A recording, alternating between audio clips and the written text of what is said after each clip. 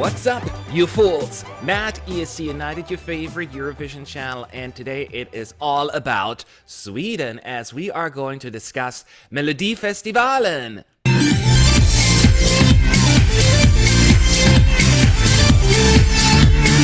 Yes, my friends, Melodifestivalen. In case you don't know what it is and you are living under some kind of rock, let me explain what it is.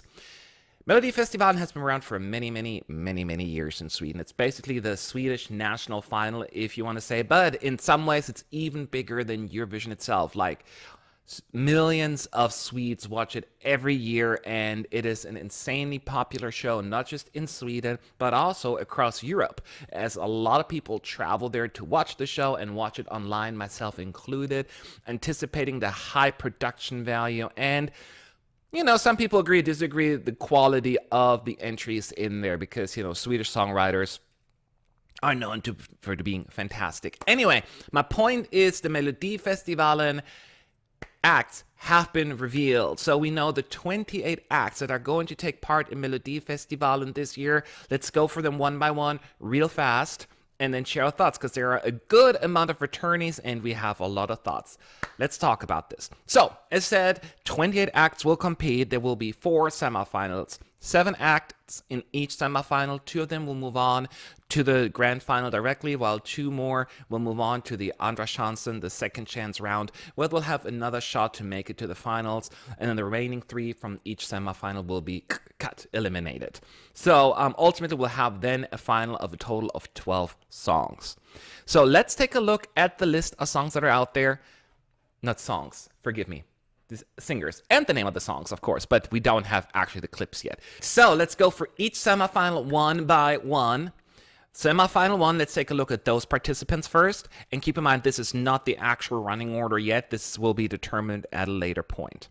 So who we have in the first semifinal, we're starting with Malou Pritz, and the name of the song is Ballerina, and it is co-written by no other than Thomas Bengtsson, the famous Swedish songwriter who wrote Euphoria, and ever since he has been like a superstar in the Eurovision world. But Malou, she actually was a breakthrough surprise qualifier last year in 2019 when she qualified directly to the finals with I Do Me.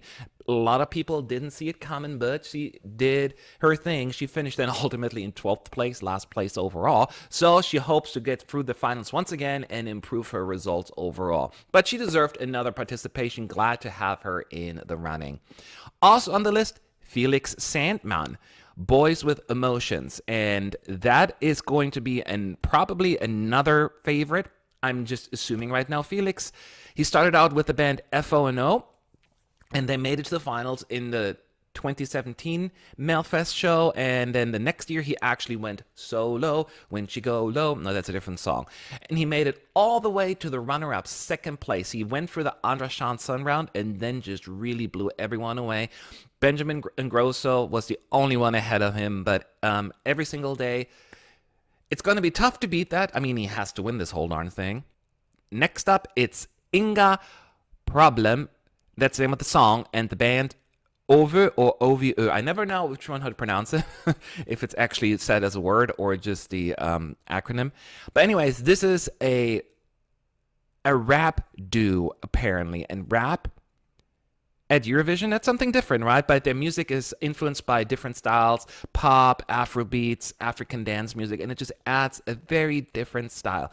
And it's going to be interesting to see if they're going to Eurovision or Melodifestivalen-ize it a little bit to make it a little bit more accessible for the masses. But that's their debut, so I'm really curious how they're going to make this happen. Also on the list are the Mamas with the song Move, and I'm particularly excited about this one. The Mamas, they were actually the backup singers from last year. From John Lundvik, you know, those mamas behind him, they did such a good job. And they really just elevated the song, gave it a little bit of more oomph. And not that John Lundvik wasn't fantastic, because he was, but those ladies, they really made it amazing. And they've become since an independent group. And now 3 of them actually teamed up, and they're going to try their luck and see if they can do it on their own. So I'm really curious what they're going to come up with as well. One of the ladies said she left for other projects, but the other 3... they'll keep going, so yay. Also on the list in the first semifinal is Suzi P with the song Moves. And she is only 16 years old, so just old enough to take part. It's her debut at the Melodifestivalen. She put music before on Instagram and YouTube, and now she's get to do her own thing here and see if she can wow the masses at Melodifestivalen and increase her profile, if you will. And then also Sonja Alden in semifinal 1, Sluta, aldrig, and keep in mind, I have no idea how to pronounce Swedish words, so I'll butcher them. But anyway, I'm glad we have some more Swedish coming up here.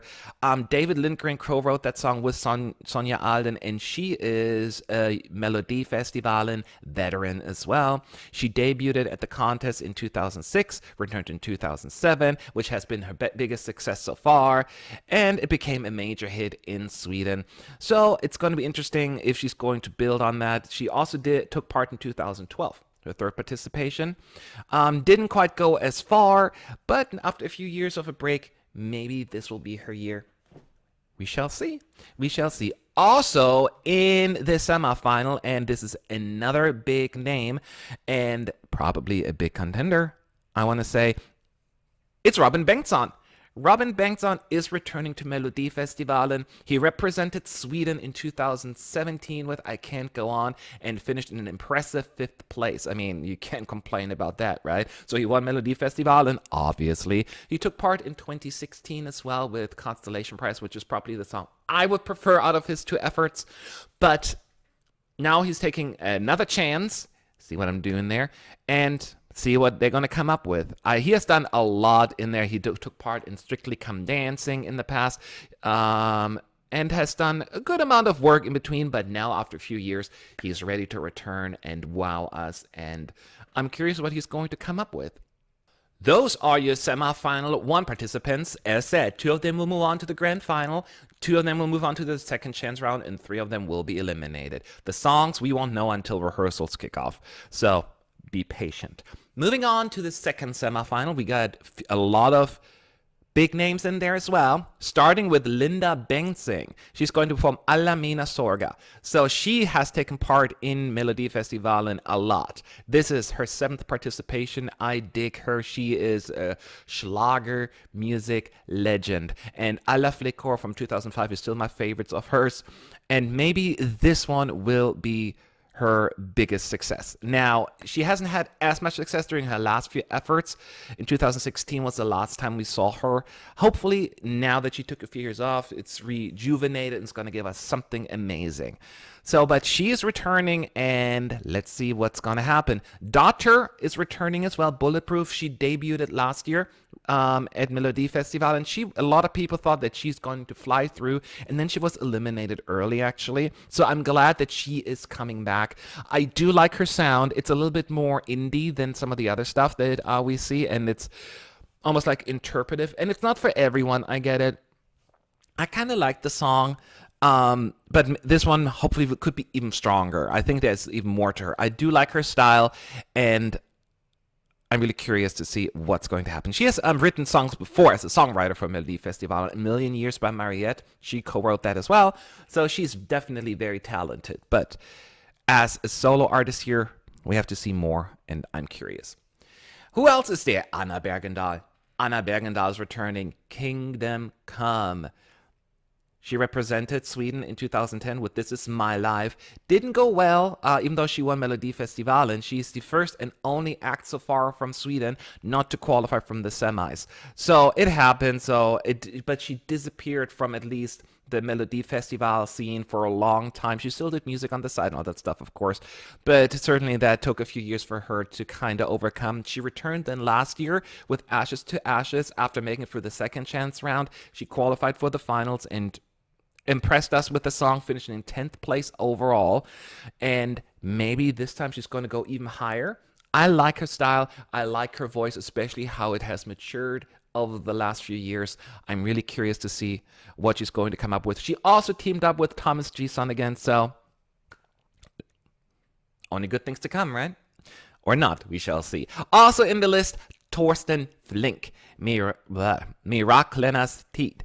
Throsten took part before in 2012, where he made it to the finals and finished in 8th place. And this is the second shot. He was actually like he's a provocateur. A lot of people use that term there. But he did leak his participation, which is technically against the rules, so he could have been disqualified, but the people in charge looked past that. They wanted him in there anyway. Next up on the list, it's Clara Hammarstrom. The name of the song, Nobody, and I don't think she's necessarily a nobody, but she is fairly new to the Eurovision stage, to the Melodifestivalen stage, not just kind of, but she is. She's actually a reality TV star, but singer as well. She released her debut single, Breakup Song, and then another song, You Should Know Me Better. So she certainly is not new to making music, but she's definitely new to Melodifestivalen. I don't know much about her because, reality TV is not my thing. Certainly not Swedish reality TV. Apparently, she's a successful youth horse rider, so she has multiple talents. Not that is going to help her at Melodifestivalen, but it's still a fun thing to share. Again, we don't know the song, but that's what we have right now. On the list, continuing, is Paul Ray. Talking in My Sleep. Apparently, he started out making music when he was a teenager and doing more like hip hop. He had actually success in the past under the name of PJ, which always is a funny name to me because it's made pajamas. He had got an American record deal a few years ago and released a single, California Dreaming, which is a classic song. And he teamed up with several people, including Snoop Dogg, which is super cool to me because Snoop Dogg is from Long Beach and I live in Long Beach, California. So, what's up? I don't know. I just felt like sharing that. And he is also brand new to the Melodifestivalen stage. More rap, more hip hop, diversity wins. Whoop, whoop. And I got on the list here for the second semifinal, Mendes featuring Alvaro Estrella, Vamos Amigos. More Spanish maybe, or is it only the title in Spanish? We will see.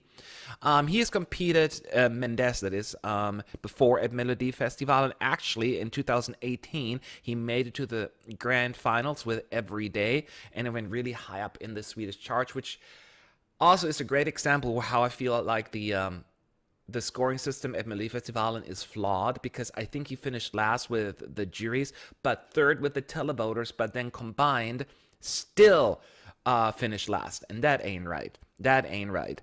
And he's teaming up with Alvaro Estrella, a Chilean Swedish singer and dancer. And he competed apparently as well at Melodifestivalen back in 2014 with a song called Bedroom. So they're both experienced enough with Melodifestivalen, and let's see if they, now that they're joining forces, that they'll come up with something amazing. So, because they need that, because this is a pretty tough semifinal, I'm not going to lie. Let's take a quick look at the 7 candidates from semifinal 3, and starting with Faith Kakembo is the name. Crying Rivers is the name of the song. And she started out singing, doing in church choirs early on. But what makes her interesting is she took part in Pifi Nesta. It's a talent contest, and the winner of that contest would get the wild card spot at Melodifestivalen. She didn't win, yet she still got through. She finished 3rd, and the reason why she got through, they chose her separately from the festival, so she still gets to take part in Melodifestivalen, which is very, very interesting and exciting for her. Now, she may bring a little bit more of a soul gospel sound style to this, although you never know. At Melodifestivalen, they just go major pop. She counted like Whitney Houston, Lauryn Hill amongst her role models. So glad she's still getting another shot. That is very, very exciting. Another name on the list is Amanda Asa Late. And Amanda also took part in PS4, that's the PlayStation. P4 Nasta. See, that's how I'm a gamer. My brain is wired that way. But she actually won the contest and therefore became the wild card. So it's interesting how these two will now compete against each other once again. Maybe both of them will go through. That would be cool for them, right? But too early to say. Albin Johnsen on the list. Livet Borha Nu on the list. He's a rapper. So we continue with the rap style here this year, Melodifestivalen. I'm trying something different here. He's been on the stage before at Melodifestivalen in 2016 when he teamed up with Matthias Andreasson. They made it to the second chance round, but were then eliminated. Interestingly enough, I looked at this, and Robin Stjernberg co-wrote the song along with Albin, and he represented Sweden in 2013 with the song You. He's been writing a lot of music since then, and it includes this particular one as well. So, yay for him. Drangarna, Piga and the Dang is the name of the song. They are apparently a dance band. That's what you call it. They have been performing together since 1995, and they will celebrate their 25th anniversary next year. So they thought this would be a great chance to debut at the Melodifestivalen stage, and that is exactly what they're doing. So yeah, this will be their debut, even though they're very experienced on there. They've sold a bunch of albums and concert, scoring hit songs, more than 70 million streams on Spotify, and this is now a new chapter in their career, and hopefully it'll work out for them. No idea what to expect, but we're gonna get some good old or traditional Swedish sound. That's kind of cool. And the next name is another biggie. It's another biggie, my friends. It's Mariette. Shout it out. And she is a fantastic performer. This is her fourth participation at Melodifestivalen, and she always does well. She always directly qualifies to the finals. She finished in 3rd, 4th, and 5th place previously. So can she do second or even win? That is the question. But she has sent some great music forward, and I hope she'll continue doing that this year. Thomas Gison also co-wrote the song. Mariette helped there, and there were a few others. So I'm hoping the best for her. It's always such pressure coming back and then trying to match or beat your current record, right? But you shouldn't just look at it that way. It's also just promoting your music, and we need to keep that in mind. It's not just about winning. On the list here is Anis Don Demina. Vem är som oss? And it took me a second, but yes, I do remember him from 2019, this past year, where he performed in Melodifestivalen. I think it's in the first semifinal, along with Stiana, and the name of the song was Mina Brenda. It finished in 5th place. It was a strong semifinal, so they didn't quite make the cut. It was a fun sing-along song, maybe a little repetitive, but I enjoyed it anyway. So now he's coming back on his own. He sings a little, but he raps. He's a DJ. You can't really DJ on the Melodifestivalen stage, but you get my point. So he's getting another shot. But there is big competition, because another name on that list for this semifinal, the 3rd semifinal, is Mohombi. Mohombi, last year, you remember, Hello? He finished in 5th place, directly qualifying for the finals. What a great result. He's is the one who had that big international hit, Bumpy Ride, and he did a great job. I personally liked the song last year as well, and I'm hearing that this song is potential winner material. But they say that all the time, right?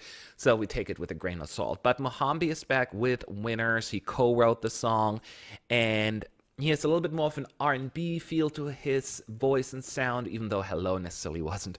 But let's see what he will come up with for Melfest 2020.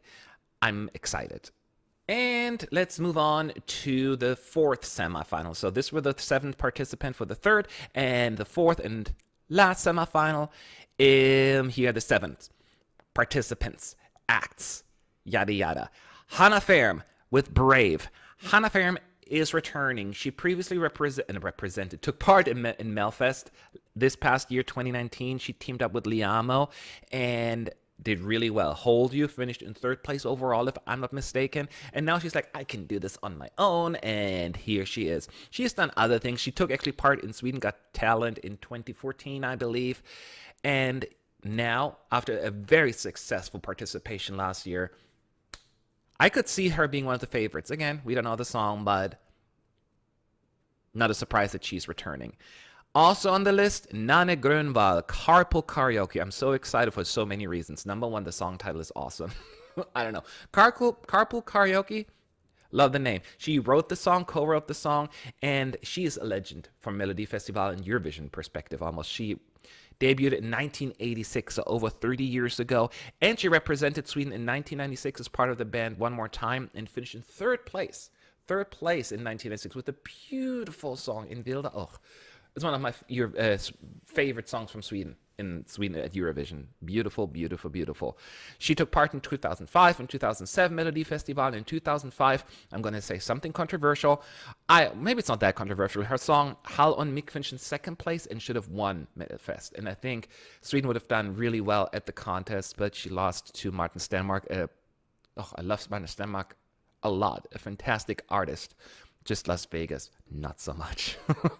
But she is returning, and I'm really, really curious about what she's going to come up with. Moving on, William Strid on the list with Molnus. He came to fame last year. He took part in the Sweden's Idol show, and this is his first participation at Melodifestivalen. So he's still fairly new, working his way up, trying to make a profile for himself, and there is no better place than Melfest.